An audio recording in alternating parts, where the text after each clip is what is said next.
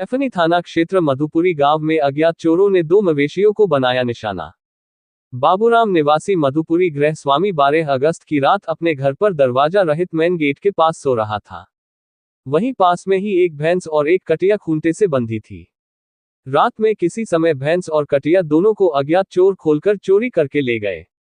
वारदात वाली रात को पड़ोस में रामायण हो रही थी। लाउडस्पीकर की आवाज होने के चलते मवेशी चोरी होने का पता नहीं चला। आंख खुलने पर अपने पशु चोरी होने की जानकारी हुई, जिसके बाद पुलिस के साथ ग्रामीणों को लेकर अपने पशुओं के पैरों के निशान के चलते काफी दूर तक तलाश भी किया, लेकिन पशुओं का कोई पता नहीं चला। पुलिस से रिपोर्ट दर्ज कर पशुओं को बरामद कराने की मांग की है। वहीं मधुपुरी गांव के लोगों का कहना है कि गांव में रोजाना मवेशी चोरी करने के लिए चोर आ रहे हैं। मवेशी चोरी के अगले रात फिर चोर गांव में भैंस खोल रहे थे।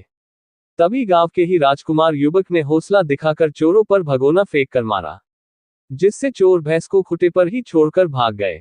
चोरों का आतंक देखकर गांव वाले रातों को जागकर अपने मवेशियों की रखवाली कर रहे हैं। उधर लोगों का ये भी कहना है कि पुलिस गश्त के लिए आती है, लेकिन वह गांव के अंदर वाले रास्ते पर हूटर बजाकर चली जाती है। गांव के बाहरी हिस्से पर गश्त नहीं करती है, जिससे चोरों के हौसले बढ़े हुए हैं। मुकेश जी, क्या हुआ था? सर, हमारे यहाँ पे 12 तारीख में जो रामायण बैठी थी करीब 8 बजे, 36 घंटे के लिए बैठी थी। और जो कि हमारी रामायण बैठी थी रात 8 बजे से 8 बज के कुछ मिनट पे चालू हुई थी। और जो रामायण हमारे यहाँ पे हो रही थी, जो लोग थे हमारे पड़ोस के चाचा ताऊ, उनके यहाँ पे जो भी बच्चे थे वो सब हमारे यहाँ पे थे। और जो रामायण जैसे कि ऐसा मान लीजिए आरती होकर समाप्त हुई थी, तो सर 12 बजे के बाद जो अपने घर पर जाके लेटे थे, तो उन्होंने 4 बजे उठकर देखा तो सर उनकी भैंसें और कटिया नहीं थी, जो कि उन्होंने शादी करने के लिए देखे थे। और अन्यथा फिर सर उन्होंने ये देखे थे कि किधर को गए हैं लेके, उधर उन्होंने पैर देखे थे और 2 लोगों के पैर लगे हुए थे और 2 लेके गए थे, एक कटिया एक भैंस। जो कि सर 12 तारीख में हमने सुबह फिर जानकारी के प्राप्त हो के नहीं, तो सर हमने फिर ललवाड़ी तक गए थे। ललवाड़ी जाके देखा था तो सर वहाँ तक पैर लगे हुए थे, उसके पास फिर अन्यथा आगे को नहीं थे। फिर सर 13 तारीख में हमने FIR कराई थी सर, तहरीर दी थी सर। उसके बाद 13 तारीख में सर फिर 2 पुलिस वाले आए थे सर, वो घूम कर गए थे।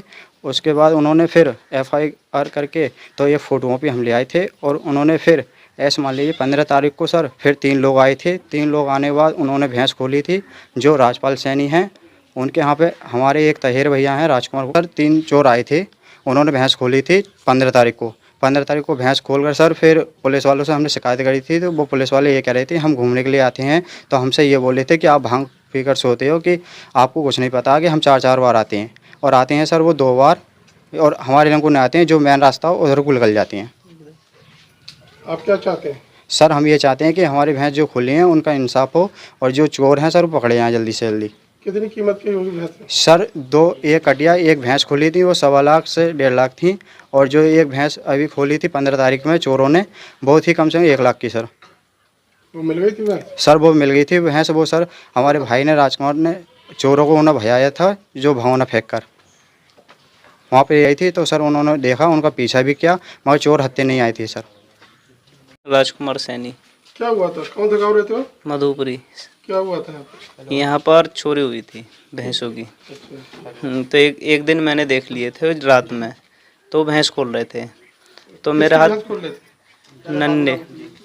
पहले उनकी भैंस बाबूराम की खुली थी, बाबूराम, फिर राजपाल सैनी की दूसरे दिन के लिए। फिर मैंने देख लिए थे भैंस खोलते हुए, 3 आदमी थे। फिर मेरे हाथ कुछ लगा नहीं था, खटिया के पास भगोना रखा था, वही मैंने फेंक कर मार दिया उनके। फिर वो भाग गए, उनका पीछा भी करा, फिर वो निकल गए। लगातार चोर आ रहे हैं क्या? लगातार चोर आ रहे हैं, 10-12 दिन हो गए। 12 तारीख से। फिर क्या कर रहे हैं? लगातार चोर आ रहा है तो पुलिस को कोई सूचना दी है? पुलिस को सूचना दी थी, पुलिस वाले सुन रहे थे। इधर नहीं आ रहे थे, गांव से मेन रास्ता से आ रहे थे और मेन रास्ता को निकल जाते थे। जिधर चोरी हुई थी उधर नहीं आ रहे थे पुलिस वाले।